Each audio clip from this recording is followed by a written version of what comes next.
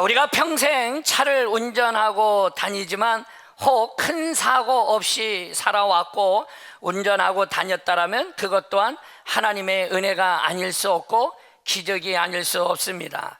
아침에 차를 몰고 나가서 저녁에 내가 안전하게 집에 들어온다라는 거, 그거 다 보장되어 있지 않습니다. 그 자체가 기적이고 그것이 하나님의 은혜입니다. 저도 대구 지역에 청소년 연합 캠프를 2박 3일 산속에 있는 수련장에서 집회를 간 적이 있습니다. 500~600명의 학생들이 모여서 수련회를 갖고 있는데 그때 저녁성에 부흥성의 말씀을 증거하러 갔었죠. 2박 3일 동안에 진행되는 3박 4일 동안에 진행되는 여정 속에 제가 첫날은 저녁에 성회를 하고 숙소를 마련해 주었지만 제가 바로 제가 근무하던 교회로 새벽에 올라왔습니다. 그날 오전에 또 할 일들이 있어서 일을 하고 오후에 늦은 시간에 또 저녁에 내려가서 집회를 했죠. 이런 식으로 오고 가고 하던 중에 첫날은 잘 마치고 왔습니다. 둘째 날 집회가 끝나고 정오에 밤 12시, 정오가 아니라 한밤중 12시가 조금 넘어서 산속에서 출발을 해서 제가 있던 교회로 가는데 산에서 한참 내려오다가 갑자기 내 마음에 브레이크를 잡고 싶은 마음이 들어서 갑자기 브레이크를 잡았죠. 그 전날도 아무 일 없이 편안하게 내려왔는데 그 마음이 섬찟할 정도로 훅 들어와서 얼떨결에 브레이크를 확 잡았는데 내리고 나서 봤더니 앞바퀴가 낭떠러지에 바로 반이 걸쳐져 있었던 거죠. 하나님의 은혜로 살았습니다. 할렐루야. 그때 가셨으면 못 뵀습니다. 저는 고속도로에서 참 많은 사고들이 있었는데 그 사고 때마다 하나님이 늘 지키셨다라는 것을 저는 늘 느끼며 살아왔습니다. 사랑하는 여러분, 우리의 인생의 삶에 주님이 도와주시지 않았다라면 아하, 이게 내 인생에 이렇게 나는 끝나는구나 라고 분명히 생각하게 되어질 것입니다. 사랑하는 여러분, 내 인생이나 우리 사랑하는 성도님들의 인생이나 우리네 인생살이는 다 초행길이 되어집니다. 거기에는 연습이 없지요. 한 번의 시행착오는 우리는 영원히 실패일 수밖에는 없습니다. 어떤 인생의 조교가 있어서 우리가 갈 인생의 여정을 인도해 주거나 이끌어 주거나 가르쳐 준다라면 혹은 훈련을 시켜 준다라면 우리가 가는 인생 아마 멋들어지게 살는지는 모르겠습니다. 그러나 우리가 살아가는 인생은 한 번 태어나 한 번 살다가 한 번 죽는 것이 우리네 인생이지요. 오늘도 이 자리에 나와 예배를 드리고 있는 것이 주님의 기적이고 은혜인 겁니다. 할렐루야. 아멘 안 하는 분들은 그냥 당연히 한 주 살았다고 생각할 수 있죠. 오늘도 주님이 지켰기에 이 자리에 있는 거죠. 오늘 읽었던 요나서에 나와 있는 이 요나 선지자가 하나님의 선지자로 부름을 받고 하나님의 말씀을 받습니다. 그래서 요나서 1장 1절에서 3절에 보면 하나님 앞에 부름을 받아 하나님의 명을 받았지만 하나님 앞에 요나 선지자는 불순종하는 모습이 보여집니다. 거기에 주님을 등지고 도망가는 요나의 모습이 보여지죠. 아마 요나서 1장 1절에서 3절의 모습을 본다면 그 자리가 요나의 인생의 끝이었다라고 해도 과언은 아닐 겁니다. 그런데 요나서가 1장으로 끝난 게 아니라 4장까지 전개되어지는데 오늘 저와 여러분 읽은 것이 3장 1절부터 보기 시작을 하면 여러분 3장 전체에 나와 있는 이 내용의 1절에 보니 여호와의 말씀이 두 번째로 요나에게 임하니라. 아멘. 여러분, 요나는 이미 요나서 1장 1절로 말미암아 그는 이미 불순종했던 그의 모습, 전주님의 부르심에 그가 등을 돌리고 배신했던 요나, 그가 인생이 끝났어도 분명히 우리는 거기에 더 이상 말할 것이 없는데 오늘 주님은 3장에 요나에게 두 번째로 임하니라 라고 말씀하고 있죠. 즉 요나서의 덤으로 살아가는 보너스의 인생이 주어진 겁니다. 사랑하는 여러분, 우리네 인생에 인생을 실패하며 살아오신 분들이 계십니까? 혹은 내가 잘못 살았다라고 느끼고 계시는 분이 계십니까? 오늘 본문에 나와 있는 요나처럼 제2의 인생을 주님은 허락하셨듯이 오늘도 여러분 모두에게 제2의 인생을 허락하신 겁니다. 두 번째 기회, 여러분의 인생의 후반전, 여러분의 인생의 보너스가 여러분들에게 주어진 것이죠. 우리 하나님은 분명히 요나 선지자가 아니더라도 하나님의 일은 다른 사람을 통하여 얼마든지 하실 수 있는 분입니다. 그런데 요나는 그 하나님의 부름을 받고 등지고 도망을 가고 배신했지요. 하나님이 그에게 다시 기회를 주시는데 이것이 바로 도망갔던 요나에게 하나님이 베푸신 은혜였고 하나님의 사랑인 겁니다. 하나님은 한 번 선택한 하나님의 자녀들을 절대로 버리지 아니하십니다. 주님은 포기하지 아니하십니다. 여러분과 저에게 보너스의 새로운 인생을 우리에게 주신 것이죠. 어찌 보면 우리는 우리가 이미 구원받았다라고 하는 것부터 이미 우리에게 영원한 인생의 보너스를 허락받은 것과 마찬가지인 겁니다. 이 땅에 살아가는 동안에 여러분이 실패했던 그 자리, 여러분이 배신했던 그 자리, 영적인 침체에 허덕였던 그 자리, 내 인생이 끝날 수 있는 그 자리, 그러나 하나님은 또 우리를 덮어주시고 우리를 새로운 기회로 주신 바로 우리에게 보너스의 인생을 주님은 우리에게 주신 겁니다. 그러니 오늘 2부 예배를 드리고 있는 사랑하는 성도 여러분에게도 이와 같은 제2의 보너스의 인생을 가장 멋지게 살아갈 수 있는 우리 모두가 되어지기를 주의 이름으로 축원합니다. 여러분, 세계에서 제일 부자인 사람 작년 2025년도에 알아봤더니 1위가 일론 머스크더라고요. 세계 1위 부자였는데 돈이 얼마나 되느냐, 자산이 3,420억 달러, 하나로 따지니까 약 458조 원이 자산이 있어요. 그가 평생 앞으로 50년을 더 산다고 했을 때 하루에 약 251억을 써야 그 돈을 다 쓸 수 있는 돈이라고 말을 하죠. 사랑하는 여러분, 우리가 볼 때 대단한 사람, 엄청난 돈을 갖고 있는 사람으로 비춰져서 우리가 볼 때 부러움의 대상이 될 수도 있죠. 하지만 또 그 반대로 우리가 알고 있는 부자 중에 빌 게이츠가 쓴 책 중에 보면 미래로 가는 길에 자기 자신이 살아오면서 실패했던 많은 이야기들을 그 책에 기록합니다. 우리는 지금 당장 가지고 있는 자산이 많으니 대단하게 좋겠구나라고 말하는지 모르지만 그들의 삶 속에, 여정 속에 그냥 그 많은 자산들이 얻어진 것은 아니라는 거죠. 정치꾼으로 살았던 사람 중에 가장 많은 실패와 가장 많은 아픔과 고통을 겪었던 사람을 뽑으라면 아브라함 링컨을 뽑죠. 하지만 그는 처절하게 실패하고 38번, 40번에 가까운 좌절 속에서도 결국에는 보란듯이 위대한 정치가로 그의 족적을 남기게 되어집니다.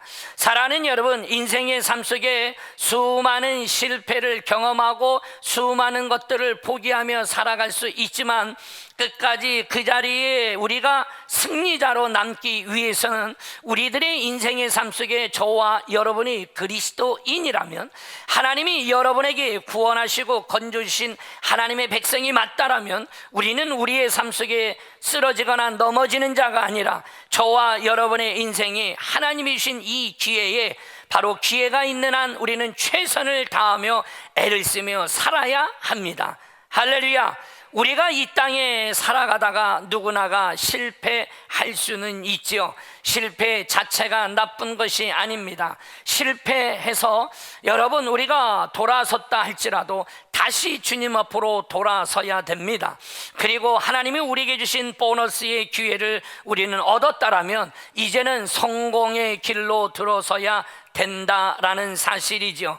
그러니 우리가 꼭 기억할 것이 있습니다. 무엇보다도 하나님의 은혜를 갈구하는 마음이 우리에게는 꼭 필요합니다. 오늘도 나를 지키신 하나님, 오늘도 나를 여전히 인도해 주신 하나님, 오늘도 나를 이 2부의 자리로 하나님의 존전으로 허락하신 하나님, 그러니 내가 하나님의 은혜 안에 살아가고 있구나, 이 은혜를 놓치지 않기 위해 내 마음 안에 갈구하는 이 마음이 반드시 있어야 합니다.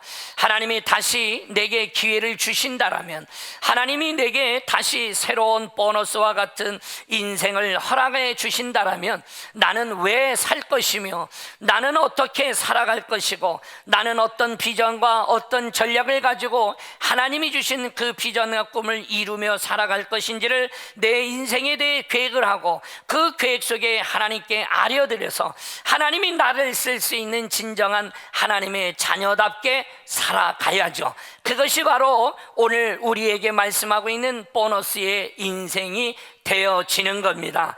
사랑하는 여러분, 저는 오늘 본문의 요나서 1장과 3장을 비교해 보면, 요나서의 1장 1절 2절 3절, 요나서 3장 1절 2절 3절이 기가 막히게 재밌게 짝을 이루고 있습니다. 요나서 1장 1절을 보면 여호와의 말씀이 아미떼의 아들 요나에게 임하니라. 3장 1절을 봤더니 똑같은데 여호와의 말씀이 두 번째로 요나에게 임하니라 라고 들어가 있죠. 자, 요나서 1장 2절의 말씀을 보니 뭐라고 되어 있느냐? 너는 일어나 저 큰 성읍 니느웨로 가서 그것을 향하여 외치라 라고 되어져 있죠. 이 말에 보니까 뭐라고 쓰여져 있어요? 일어나라 라고 되어져 있고, 가라라고 되어져 있고, 외치라고 되어져 있죠. 자, 3장 2절의 말씀을 봤더니 일어나 저 큰 성읍을 니느웨로 가서 내가 네게 명한 바를 그들에게 선포하라. 일어나라, 가라, 선포하라는 세 개의 동사가 동일하게 쓰여져 있습니다. 그런데 3절은 전혀 달라집니다. 1장 3절의 말씀을 시작할 때 그러나, 오늘 읽은 본문의 말씀을 보면 1장 3절에 가면은 그러나라고 되어져 있는데, 이 접속사가 무슨 말을 의미할까요?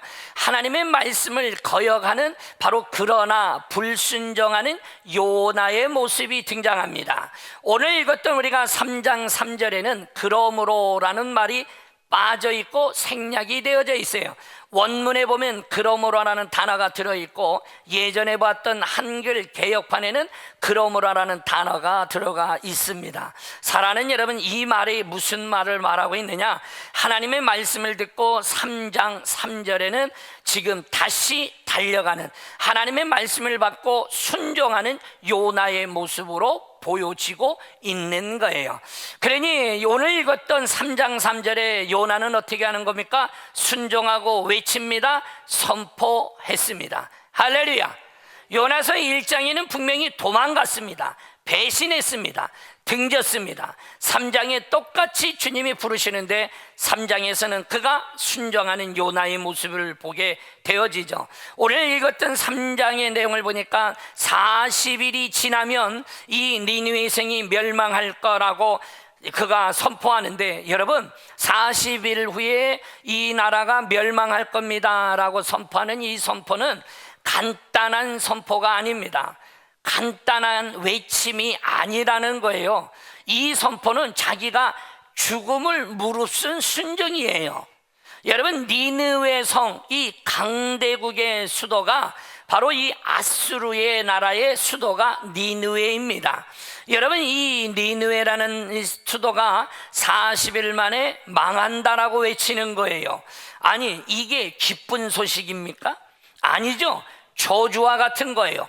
우리가 살고 있는 이천에 누군가가 와서 이천의 중앙통을 달려가면서 이 이천이 40일이면 불발하되고 이 도성은 완전히 끝나고 망할 것이다 라고 말하면 그 소리 듣고 깽가리치고 장구치며 할렐루야 말할 사람은 없을 거라는 거죠.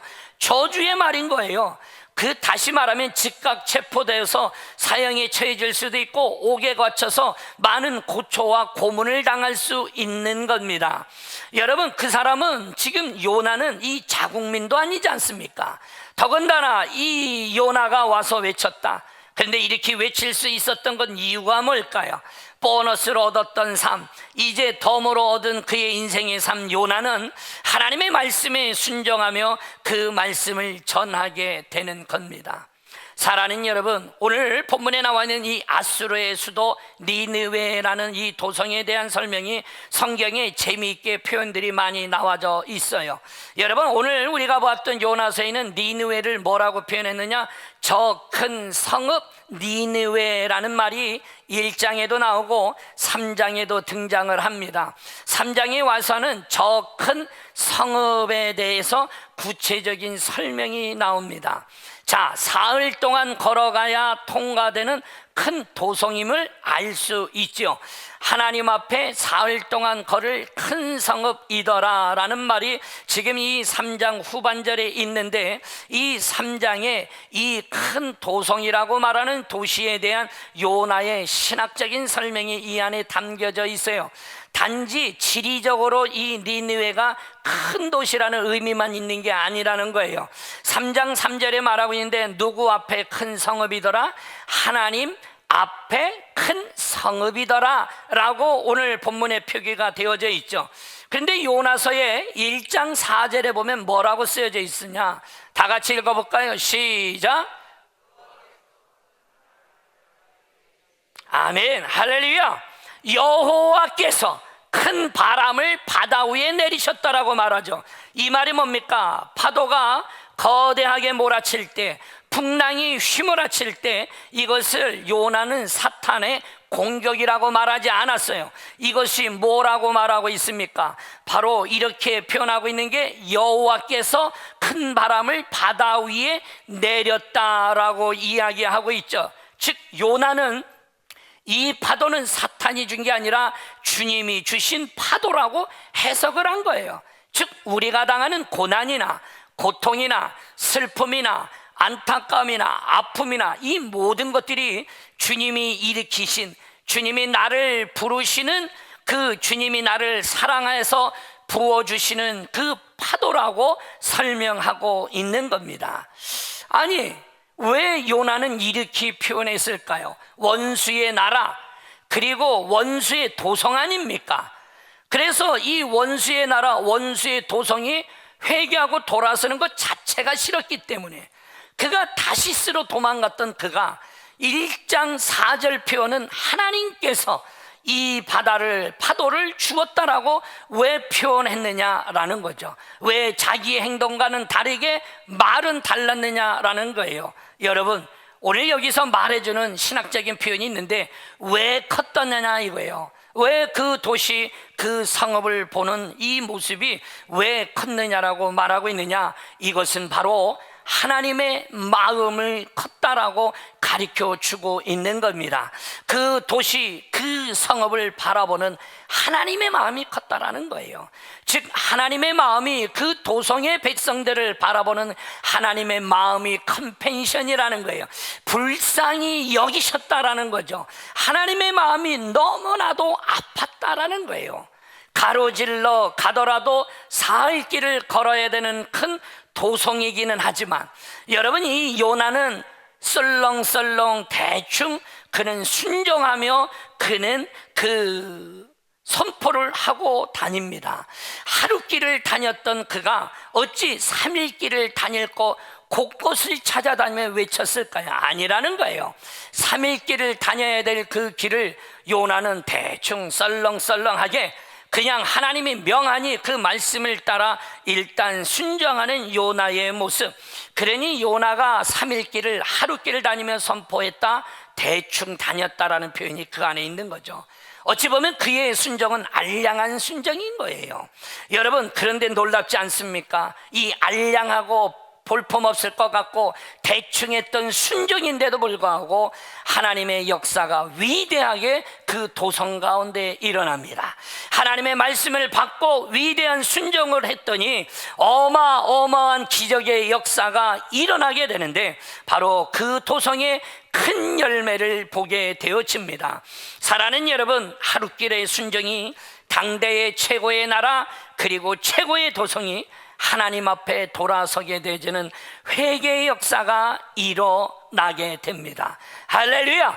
사랑하는 여러분, 우리에게 뭐를 말하고 있을까요? 여러분, 5절에서 오늘 읽었던 9절의 말씀에 보면 니느웨 사람들이 어떻게 회개를 했는지 기록되어져 있고, 우리가 오늘 함께 보았던 겁니다. 재미있는 단어가 하나 있는데 오늘 우리가 읽은 성경책에는 빠졌습니다. 여러분, 9절에 보면 개역 한글판에는, 또는 그 전에 성경책에는 이 말에 하나님이 뜻을 돌이키시고 라고 지금 개역 개정판은 되어져 있지만, 혹시라는 단어가 지금은 생략되어져 있지요. 그렇지만 저는 개인적으로 여기에 나와 있는 이 혹시라는 단어가 너무나도 중요한 의미를 가지고 있다고 생각을 합니다. 보세요. 니느웨 백성들이 회개하는 기도의 내용들, 회개의 과정이 기록됐다라고 그랬죠. 이 니느웨 백성들이 혹시라는 이 단어, 혹시를 붙들고 그들이 기도했다라는 것을 보여주고 있는 거예요. 혹시 멸망한다라고 말하니, 혹시 왜 이 단어가 중요할까요? 여러분, 니느웨는 분명히 말하기를 원수의 도성이라고 그랬어요.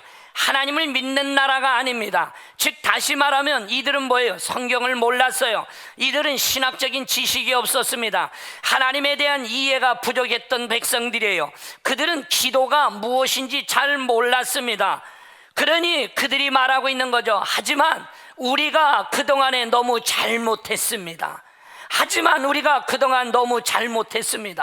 이웃 나라들을 침략하고 그들을 죽이고 그들을 괴롭히고 수많은 수탈을 해왔던 거 잘못했습니다. 그런데 하나님께서 혹시라도 우리를 용서해 주신다면, 우주의 만물을 창조하신 분이 계시고 이 역사를 주관하시는 분이 계시다라고 한다라면, 그분이 우리를 용서해 주셔야 우리는 살 수가 있습니다. 할렐루야! 지금 이들의 신앙의 기도는 지금 혹시의 기도인 거예요. 여러분, 혹시를 붙들고 기도한 겁니다. 혹시를 붙들고 그들은 매달린 거고, 혹시라는 신앙을 가지고 그들은 일어났다라는 사실이에요. 놀랍지 않습니까? 하나님을 알지 못하는 자들이에요. 그리고 그들은 신학을 알지 못하는 자들이에요. 그럼에도 불구하고 그 이방인의 외침에 혹시라도 계시다라면 우리를 용서해 달라고 기도하는 니느웨 도성의 사람들, 어떻게 기도했습니까? 오늘 읽은 말씀에 보니까 금식을 하는데 그들 모두가 베옷을 입었다. 그리고 베옷을 입고 금식했다라고 되어져 있죠. 누가 했습니까? 여러분, 임금이 회개하며 기도했고 모든 고관, 대작, 공무원들 모두가 회개했다라고 되어져 있고, 심지어 어린아이까지 모든 백성들이 금식하며 기도하게 했죠. 그들 모두가 다 베옷을 입혔습니다. 여러분, 베옷을 입으면 까칠까칠한 옷, 불편하기 이루 말하기 참 말로 표현하기 어려울 정도로 불편한 옷임에도 불구하고 그들은 다 베옷을 입고 했죠. 심지어 여러분, 성경에 보니 그들은 자기만 한 게 아니었죠. 양떼와 소떼와 그리고 모든 짐승들까지 몽땅 금식시키며 몽땅 베옷을 입혔다라고 말을 하죠. 그리고 오늘 읽은 본문에 보니 그들이 조용히 묵상하며 기도한 것이 아니라 그들은 부르짖어 기도했다라고 오늘 본문에 말합니다. 어디서 부르짖으며 기도했을까요? 집에서, 왕궁에서, 관공서에서, 회사에서, 그들의 삶의 현장에서 그들은 부르짖으며 기도한 겁니다. 여러분, 짐승들까지 금식했다라고 말을 하고 있는데, 여러분, 짐승들이 금식을 했겠습니까? 주인이 밥을 안 준 거죠. 아니 임금이 포구령을 내리지 않았습니까? 모든 짐승까지 금식시켜라, 물까지 주지 말라라고 말했으니 자생적으로 그들이 굶은 거지 금식한 건 아니죠. 하지만 그들이 배가 고파서 운 겁니다. 짐승이 운 건 배가 고파 운 거죠. 그러나 그 소리조차도 뭘로 들리는 거예요? 금식하며 기도의 소리로 들리더라 이거예요. 할렐루야. 여러분, 이 요나서에 나와 있는 이 3장의 이 사건은 성경 전체를 둘러봐도 인류 최초의 가장 처절한 금식 기도이고, 이곳에 모든 백성과 심지어 짐승까지 금식하며 기도한 기록은 없습니다.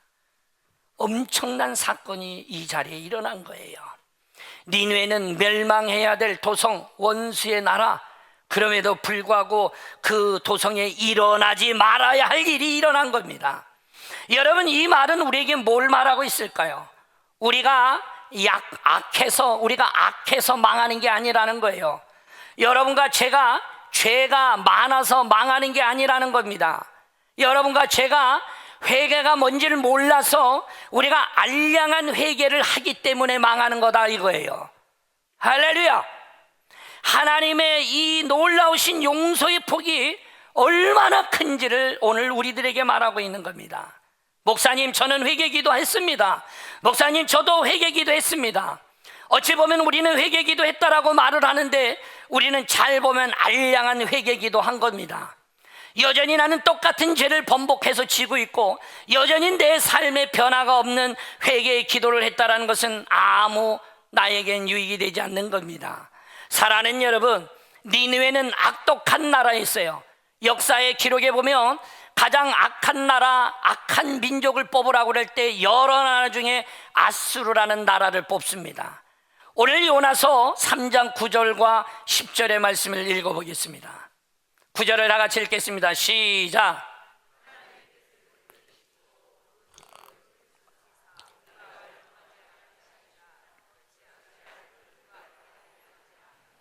10절입니다.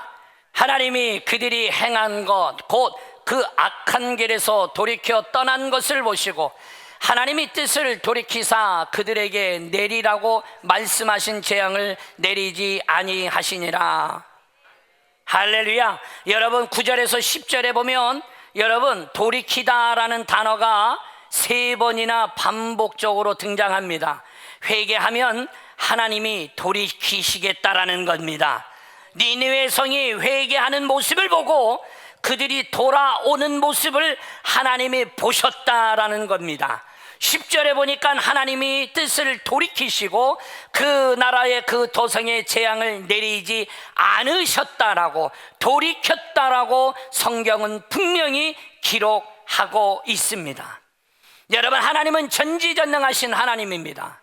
할렐루야. 하나님은 못하실 것이 없는 하나님입니다. 그런데 놀라운 거 한 가지 있습니다. 하나님이 못하시는 거 하나 있습니다.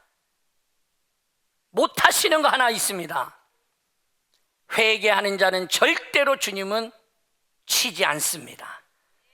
회개하는 자를 용서하지 않을 수가 없으신 분이 우리 하나님이라는 거예요.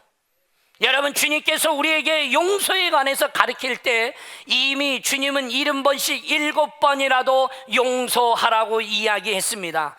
이것은 우리에게 490번 용서하고 그 다음에는 절대로 용서하지 말고 싸우라고 말하고 있는 것이 아니라 주님의 마음으로 철저하게 용서하라고 가르쳐 주고 있는 거죠.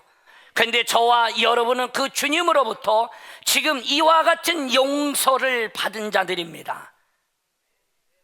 저와 여러분은 영원히 지옥에 갈 자들입니다. 우리는 어떠한 노력으로도 절대로 천국에 갈 수 없는 겁니다.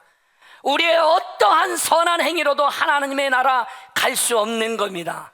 그분이 우리를 절대적으로 용서해 주셨고, 그리고 그분의 그 용서를 받은 우리가 온전히 천국 백성이 되어진 겁니다. 우리가 이 용서를 받았다라면 우리는 받은 용서를 베풀고 살아야 되는 겁니다. 하나님의 뜻은 니느웨가 멸망되는 게 아니었습니다. 하나님의 뜻은 니느웨가 멸망되는 게 아니었어요. 하나님이 니느웨를 멸망시키고자 했다면 굳이 40일 후에 멸망시킬 이유가 없는 겁니다. 그냥 주님이 하늘의 유황불을 떨어뜨려서 그 도성을 불바다로 만들면 끝나버리는 겁니다. 그런데 오늘 주님은 어떻게 하셨습니까?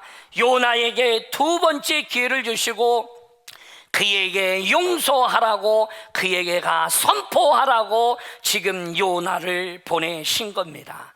사랑하는 여러분, 하나님 앞에 돌아오기만 하면 이 세상에 가장 악한 자라 할지라도 용서의 기적, 그 은총을 베풀어 주시겠다라는 겁니다. 여러분, 그래서 순종하면 기적이 일어나는 겁니다. 오늘 요나의 이 순종, 퍼펙트한 완벽한 순종이 아니라 알약맞은 순종, 어찌 보면 쪼잔한 순종, 어찌 보면 현찮은 순종임에도 불구하고 그 순종을 했더니 기적이 일어나더라는 거예요. 기도하면 우리의 문제는 사라지고 기적이 일어납니다. 하나님의 말씀을 선포하면 기적은 일어납니다. 우리가 회개하고 부르짖으면 우리에게 반드시 기적이 일어납니다. 예레미야 33장 3절에 말하기를 너는 내게 부르짖으라 내가 내게 응답하겠고 내가 알지 못하는 크고 은밀한 일을 내게 보이리라고 말한 것처럼 오늘 니느웨 백성들은 하나님을 알지 못했습니다. 니느웨 백성들은 그 하나님에 대해서 들은 바가 별로 없는 이들, 그리고 그 신학도 모르고 그 하나님의 사랑이 어찌나 크고 놀라운지를 알지를 못하는 이들. 그러나 니느웨 백성들은 혹시라도 그 혹시를 붙들고 하나님 앞에 매달렸을 때 일어나게 됩니다.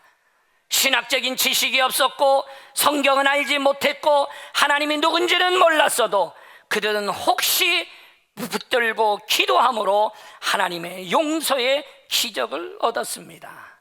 사랑하는 여러분, 그렇다면 오늘 우리는 어떻습니까? 우리가 기도할 때 우리는 어떤 역사가 일어났는지 우리는 다 알고 있습니다. 우리가 기도할 때 하나님이 우리의 삶에 어떻게 나를 만지시고 축복했는지 우리는 알고 있습니다. 하나님의 은혜를 알고 있고 그 하나님의 사랑을 얼마나 큰지 우리는 이미 알고 있습니다. 그리고 저와 여러분은 이미 이 성경을 알고 있죠. 우리가 새로워지면 하나님이 우리를 위해 새로운 역사를 부어주신다라는 사실 알고 있죠. 그래서 올해 우리가 리스타팅, 다시 시작하자, 다시 일어나자, 새로운 하나님의 말씀을 선포하며 나갈 적마다 반드시 하나님이 이 가운데 역사할 것을 알기에 우리는 선포하고 나가는 거죠. 주님이 계시다라는 걸 알고 있습니다. 주님이 내 삶에 동행하고 있다는 건 알고 있습니다. 하나님께 돌아가면 반드시 하나님이 내게 돌아온다라는 사실 내가 알고 있죠. 결국 우리는 신학을 알고 있고 성경을 알고 있고 하나님을 알고 있으며 예수를 알고 있고 축복을 알고 있고 기도의 열매가 무엇인지 알고 있고 기도의 능력이 무엇인지를 알고 있고 부르짖고 회개하는 자에게 어떤 역사가 일어난지를 알고 있습니다. 우리는 지금 이 니느웨 성에 있는 그들의 혹시의 신앙이 아닙니다. 우리는 틀림없는 신앙입니다. 우리는 반드시 신앙입니다. 반드시 하나님이 나를 만나 주신다라는 우리 안에 분명한 신앙인 겁니다. 그런데 왜 우리는 여전히 이와 같은 니느웨 기적과 역사를 보지 못하고 살아가고 있는 겁니까? 니느웨의 기도가 우리에게 없기 때문인 겁니다. 온전히 하나님께 돌아가는 회개가 없기 때문인 겁니다. 요나처럼 알량한 순종마저도 하나님 앞에 내놓지 않기 때문입니다. 우리에게 혹시의 기도조차도 없기 때문에 오히려 우리는 은혜를 덧입지 못하고 있는 겁니다. 알기만 하고 있는 겁니다. 틀림없이 알고만 있는 겁니다. 그리고 우리 안에 역사가 일어나지 않고 있는 이유는 혹시보다도 못한 신앙의 삶을 우리는 살아가고 있지 않느냐라는 거예요. 오늘 2부 예배를 드리고 있는 여러분, 여러분의 주변에 여전히 고통이 떠나지 않았습니까? 여러분의 문제가 아직도 얽히고 설켜서 여전히 그대로 남아 있습니까? 여러분의 인생사의 기쁨이 사라졌습니까? 여러분이 신앙생활하고 교회 생활하는데 행복이 사라졌습니까? 그렇다면 저와 여러분에게 지금 필요한 것은 니느웨의 기도가 해야 될 때라는 거예요. 이 나라를 위해, 한국 교회를 위해, 우리 교회를 위해, 우리 가정을 위해, 그리고 이 땅에 방황하고 있는 자녀 세대를 위해 지금 우리가 기도해야 될 때라는 겁니다. 사랑하는 여러분, 잊지 마십시오. 우리는 육신은 걸어다니는 것 같지만 우리의 영혼은 이미 중환자 이상으로 우리는 널브러져 있는 신앙의 모습이 아닙니까? 신앙의 본질 중에 하나가 뭡니까? 기도 아닙니까? 우리의 인생의 삶의 라이프 스타일이 돼야 된다면 그것은 마가복음 11장 17절에 내 집은 만민이 기도하는 집이라. 오늘 2부 예배를 드리고 있는 사랑하는 여러분, 오늘 본문을 읽으면서 여러분 요나에게 던지는 질문 한 가지가 있습니다. 여러분에게 니느웨가 있을 수 있습니다. 여러분에게도 그 니느웨가 무엇이고 누구냐라는 겁니다. 사랑하는 여러분, 여러분의 가정의 자손 대대로 물려주어야 될 원수 집안이 있습니까? 아니면 여러분의 명예를 더럽힌 누군가가 있습니까? 나에게 물질적인 손해를 입히고 잘못했다고 말하지 않는 누군가가 있습니까? 이유 없이 여러분을 비난하고 여러분의 마음을 아프게 하는 누군가가 있습니까? 여전히 용서가 안 되는 가까운 사람들 가운데 누군가가 있습니까? 그렇다면 그것이 바로 니느웨입니다. 여러분, 니느웨처럼 여러분이 용서할 수 있느냐라는 거예요. 사랑하는 여러분, 하나님의 나라를 이뤄가기를 원하고 하나님의 백성답게 살아가기를 원한다면 오늘 우리에게는 니느웨를 용서하는 하나님의 아버지의 마음이 있어야 합니다.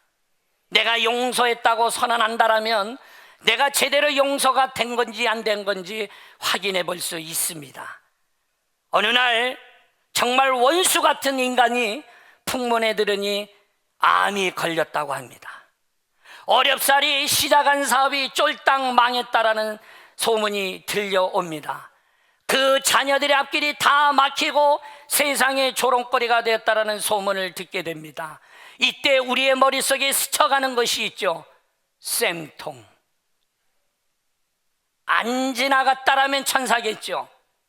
거봐, 못된 짓거리 하더니 결국은 하나님의 벌을 받았구나 하는 이 생각을 할 수 있지요. 그러면 가만히 한번 생각해 보십시오. 그 마음이 들었다면 용서한 게 아닙니다.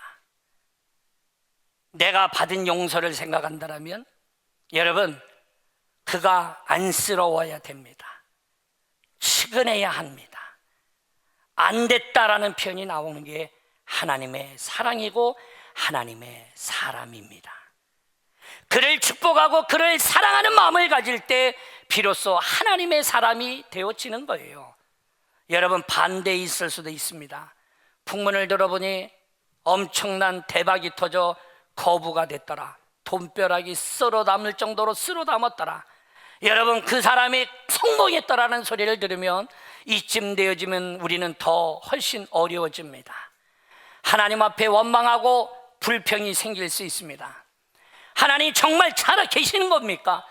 나는 이렇게 어려운데 저 인간을 왜 저렇게, 저 집구석은 왜 저렇게 하는 생각이 여전히 내 안에 든다라면 사랑하는 여러분, 용서한 것이 아닙니다.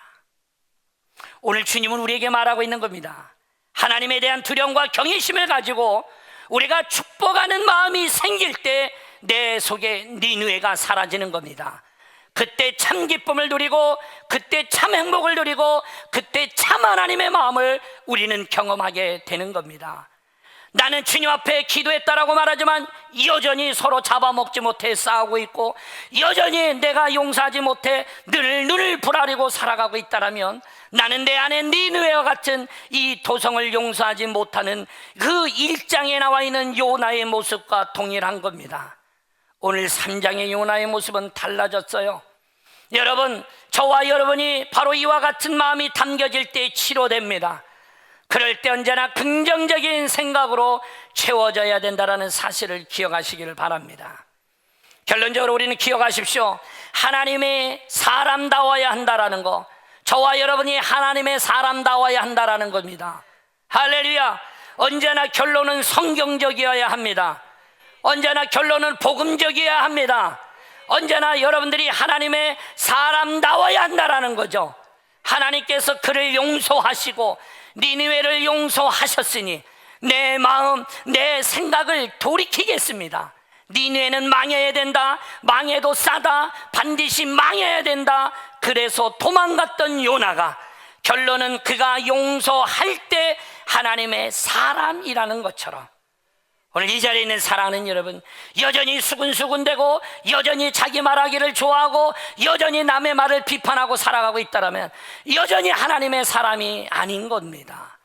내가 목사에도 소용없고 장로에도 소용없고 권사에도 소용없고 안수집사에도 소용없는 겁니다. 사랑하는 여러분, 하나님은 유대인만 사랑하신 것이 아닙니다. 이 온 우주를 만드신 하나님, 온 나라 족속을 만드신 하나님, 이 땅의 모든 나라를 사랑하신 분이 우리 하나님이십니다. 하나님은 우리 교회만의 하나님이 아십니다.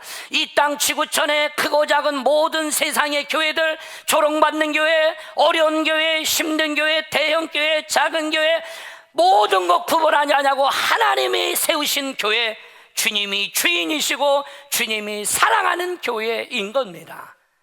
사랑하는 여러분, 주님이 친히 만드신 사람, 주님이 친히 우리를 만드신 주님, 우리의 가정 주님이 친히 만들어 주셨고 주님이 친히 이 교회를 이 땅에 태동하게 하시고 그리고 우리에게 소중히 여길 줄 알아야 한다라고 말하는 것처럼 우리의 가정이 중요하다라고 여기면 우리의 가정만 중요한 게 아닙니다.